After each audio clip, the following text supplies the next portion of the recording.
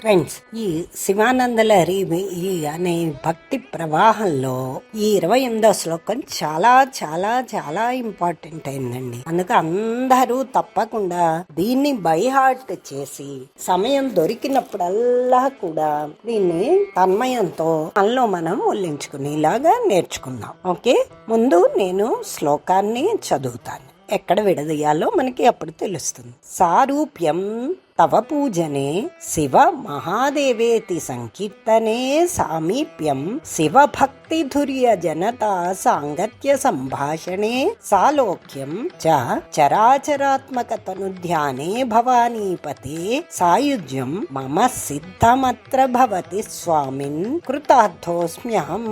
ఇదండి శ్లోకం. అయితే దీన్ని విడదీసుకుందాం. ముందు భవానీపతే, 3వ లైన్లో ఆఖరి పదం భవానీపతే, ఓ పార్వతీపతి, స్వామిన్, ఓ దేవా, తవ, నీ యొక్క పూజనే, పూజించుటయందు, సారూప్యం, తన్మయత్వం చే, నేను కూడా నీ రూపాన్ని పొందుటచే సారూప్యముక్తియు, శివ, ఓ శివ, మహాదేవ, ఓ మహాదేవ, ఇతి అని సంకీర్తనే, నీ నామములను ఆర్తితో కీర్తించేటప్పుడు, సామీప్యం, నేను నీ సమీపంలో ఉండుటయు, శివ భక్తి, శివునియందు భక్తిని, తుర్య, వహించే, జనత, జనుల సమూహముతో, సాంగత్య, సహచర్యంతో కూడిన, సంభాషణమునందు, సాలోక్యం, ఒకే లోకం నందు ఉండుటయు, చరచరాత్మక, జంగమ స్థావర వస్తు రూపమైన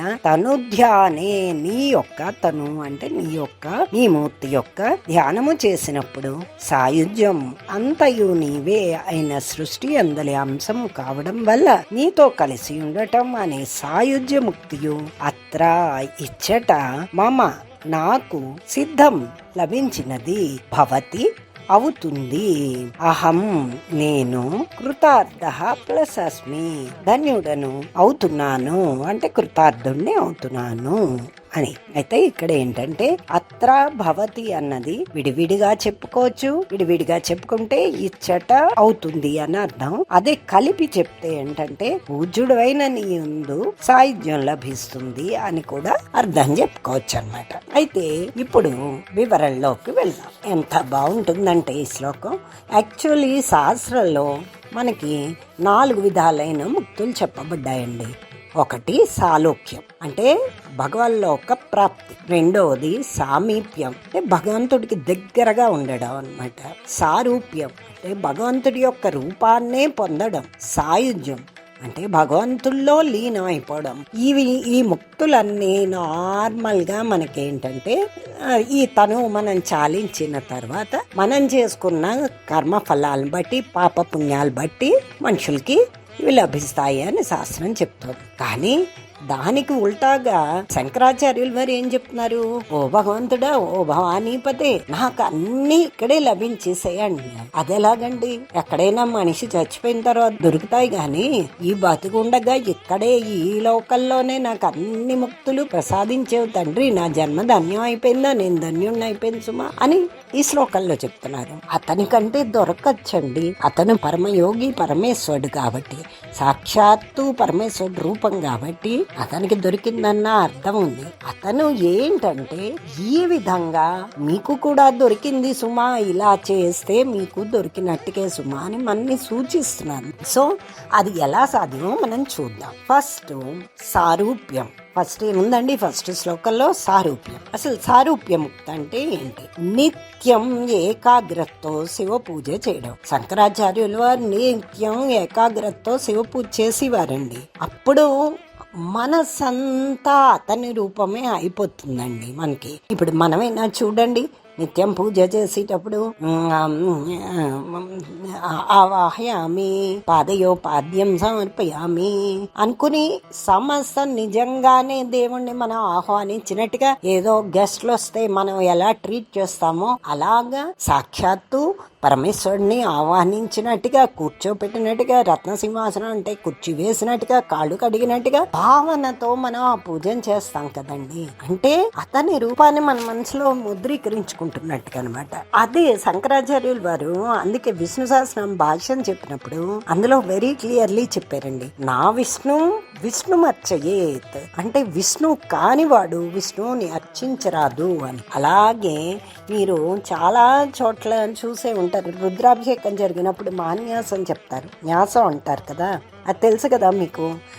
ఏకాదశి రుద్రం అప్పుడు మహాన్యాసం చెప్తారండి. మహాన్యాసం అన్నది చాలా బాగుంటుంది. 1 గంట సేపు అందులో ఏంటంటే అదే ఏకవార రుద్రాభిషేకం అప్పుడు లఘున్యాసం అంటారనమాట. మహాన్యాసం అంటే ఏంటంటే మనిషి యొక్క ప్రతి అంగాన్ని శుద్ధి చేసుకుని సాక్షాత్తు రుద్రుణ్ణి మనలో రుద్రత్వాన్ని నింపుకుని మనని మనం ఎలిజిబుల్ చేసుకోవడానికి, రుద్రుడికి అభిషేకం చేయడానికి మనం ఎలిజిబుల్ చేసుకోవడం అనమాట. అది అందరికీ సాధ్యమైన పని కాదండి.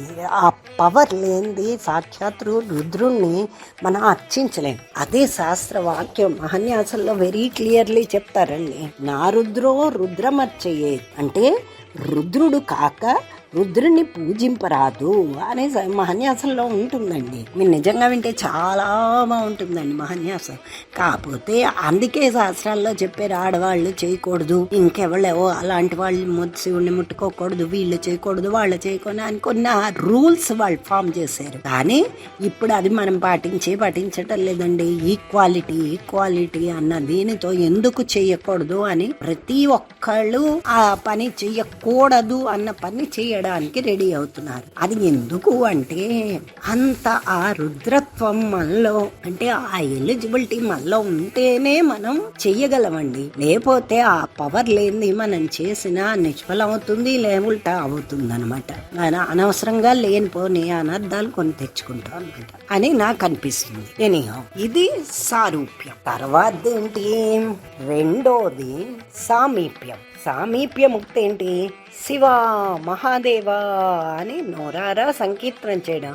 అదే మీరు శివ మహాదేవ అని గట్టిగా అరిచి పిల్లలు, ఫర్ ఎగ్జాంపుల్ ఉషా ఎక్కడో ఉన్నదనుకోండి, ఓ ఉషా ఇలారా అని గట్టిగా అరిచి చెప్తాం. అదే పక్కనే ఉన్నారు అనుకోండి, ఉషా ఇలారా అంటాం, అంతే కదా. అలాగే శివుడి తాలూకు కానీ ఉన్న రాధాకృష్ణుల్లో లేకపోతే పార్వతీ పరమేశ్వరులో లక్ష్మీనారాయణలో మనం ఆ మూర్తుల్ని మన ఎదురుకుండానే వాళ్ళు ఉన్నట్టుగా భావిస్తూ మనం చేసి ఆ పూజన సంకీర్తన ఇవన్నీ కూడా సామూప్యముక్తిలోకి వస్తాయండి. అయిన తర్వాత సాలోక్యం అంటే ఈ సమస్త బ్రహ్మాండము భగవంతుడిదేనండి. ఈ లోకం అంతా భగవంతుడిదే. అంటే మనం ఎక్కడికి వెళ్ళినా శివభక్తులే ఉంటారు. అది ఇప్పుడు ఫర్ ఎగ్జాంపుల్ మనం చూడండి, ఎప్పుడు చూసినా సత్సంగం చేస్తూనే ఉంటాం. మనం భక్తులు అయిన వాళ్ళు దేవుడి గురించి మాట్లాడతారు, దేవుని స్తోత్రాలు చదువుతారు, దేవుని కథలు వింటారు, సంకీర్తనలు చేస్తాము. ఇది అందుకే నాస్తికులతో సహవాసం చేస్తే వాళ్ళు వేసి క్వశ్చన్లు దీని మూలాన మనకున్న భక్తి కూడా పోతుంది. ఫర్ ఎగ్జాంపుల్ నేనే ఉన్నానండి, 10 సార్లు ఎవరైనా అది చేస్తేనే ఉన్నదా, అలా ఎందుకు చెయ్యాలి, ఇది చెయ్యాలి అని ఎవరైనా అలా అంటే ఇంత చేసి పూజ ఇంత భక్తి నాకు పోతుందండి. అవును నిజమే కదా, అసలు దేవుడు ఉన్నాడో లేదో నిజమే కదా, ఇలా ఎందుకు చెయ్యాలి అలా అని నాకే డౌట్లు వస్తుంటాయి. దాని మూలాన ఏంటండి, ఇంత భక్తి నీ అంతట నువ్వు డౌట్ పడ్డం మూలాన అది నువ్వు కోల్పోతావు. అది ఎందుకు, నాస్తికులతో తిరగడం మూలాన. అదే మీరు అందుకే సామ్రాజ్య షణ్ముఖ శర్మ గారు చక్కటి ఉదాహరణ ఇచ్చారు. ఏంటి అంటే హనుమంతుడు లంకలో సీత అమ్మవారిని కలిసినప్పుడు అమ్మవారు అడుగుతుంది, ఇతను నిజంగా చెప్తున్నారా కాదా అని టెస్ట్ చేయడం కోసం, నా రాముడు ఎలా ఉంటాడో వర్ణించు అని అడుగుతుంది. అంటే ఇంకా అతను తన్మయం పొంది ఇంకా గెంతుకుంటూ అతన్ని ఏమి అందంగా వర్ణిస్తాడండి. అతను ఆ వర్ణన అప్పుడు అతని సంతోషం, అతని ఆనందం అంత వర్ణించదగింది కాదు. అది వింటూ సీత అమ్మవారు కూడా బికాజ్ వాళ్ళకి అంతా రామమయమే. నా రాముడు ఇలా ఉన్నాడా అలా ఉన్నాడా అని తన్మయం పొంది అతి సంతోషంగా వింటుందన్నమాట. పక్కన ఉన్నది రాక్షసులు, వాళ్ళు రాముడికి వ్యతిరేకులు, వాళ్ళకి రాముడు ఎవరో కూడా తెలీదు, వాళ్ళు ఉన్న స్థలం సరి అయింది కాదు అని భావన కూడా వాళ్ళిద్దరికీ కలగలేదండి. అంత తన్మయం పొందారనమాట. అది సాలోక్యముక్తి. అంటే నువ్వు ఎంతసేపు భగవంతుడి తాలూకు గోష్ఠిలో అతని తాలూకు స్తోత్రాలు, ధ్యానాలు ఇవన్నీ చేస్తూ గడపడమే సాలోక్యముక్తి. ఇంకా ఆఖరిది సాయుజ్యముక్తి. సాయుజ్యముక్తి అంటే ఏంటండి? ధ్యానం చేస్తూ, అంటే ఇప్పుడు శంకరాచార్యులు వారు చెప్పింది అద్వైతం ఏంటండి? పరమాత్మకి జీవికి తేడా లేదు, నీలోనే పరమాత్మ ఉన్నాడు. సమస్తం, ఈ జగత్తు సమస్తం శివమయం, ప్రతి ఒక్కళ్ళలోని పరమేశ్వరుని చూడు అన్నదే అతను చెప్పింది. అద్వైతం అంతా ఏంటండి? జీవికి పరమాత్మకి తేడా లేదు సుమా, నీలో ఉన్న దైవాన్ని నువ్వు ధ్యానం ద్వారా తెలుసుకో అన్నది. సో ఆ ధ్యానం ద్వారా ఎప్పుడైతే మనం పరమాత్మలో లీనం అయిపోతామో అప్పుడు సాయుజ్యముక్తి లభిస్తుందండి. సో ఈ విధంగా ఈ చతుర్విధ ముక్తులు నార్మల్గా దేహ పతనం తర్వాత కలుగుతాయండి. కానీ ఈ అనుభూతులు కానీ ఉంటే అవన్నీ మనం ఈ దేహంతోనే పొందగలమండి. అప్పుడు అదే శంకరాచార్యులు చెప్పారు, అబ్బా ఇవన్నీ నాకు లభించే సుమా, నా జన్మ ధన్యం అయిపోయింది, మేము కృతార్థులం అయిపోయాం సుమా అని శంకరాచార్యులు వారు చెప్తున్నారు అన్నమాట. సో ఎంత చక్కగా ఉన్నదండి.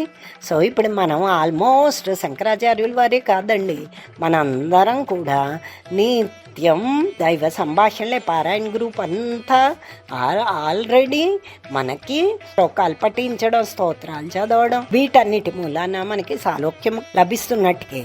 నెక్స్ట్ సామీప్యముక్తి ఏంటండి? మనం ఎక్కువ టైం అంతా చూడండి ఎంతసేపు పూజలు చేస్తాము, ఆ భగవంతుడిని నిద్రకుండా ఊహిస్తూ దాంట్లోనే తిరుగుతున్నాం కదండి. అది సామీప్యముక్తిని సంపాదిస్తున్నాం. సో సారూప్యము మన మనస్సును అంతా కూడా ఏకాగ్రతతో అలా అంగాల్లోని పరమేశ్వరుడు ఉన్నాడు అని అనుకుంటూ భగవంతుడికి దగ్గరలోనే మనం ఉండి మనలో ఆ రూపాన్ని తెచ్చుకొని భగవద్ధ్యానం చేస్తున్నాం. సో మనకి ఆల్మోస్ట్ సారూప్యముక్తి కూడా లభించినట్టుకే. సో ఇంకా ఉన్నది ధ్యానం. అందరిలోని చెడు మాట్లాడడం, చెడు చూడడం, చెడు వినడం మానేసి ప్రతి ఒక్కరిలోని ఉన్న పరమాత్మని మనం చూడగలిగి ధ్యానంతో ఎప్పుడైతే ఆ రియలైజేషన్ మనం తెచ్చుకోగలమో అప్పుడు మనకి సాయుజ్యముక్తి కూడా లభిస్తున్నట్టు. బాగుంది కదండి ఈ శ్లోకం, చక్కగా ఉన్నది. సో అందరం మనం నేర్చుకుని ఇది ప్రాక్టీస్ చేద్దాం. అన్ని రకాల ముక్తుల్ని ఇప్పుడు ఈ దేహంతోనే పొందడానికి లభించేలా మన ప్రయత్నం మనం చేద్దాం. ఓకే.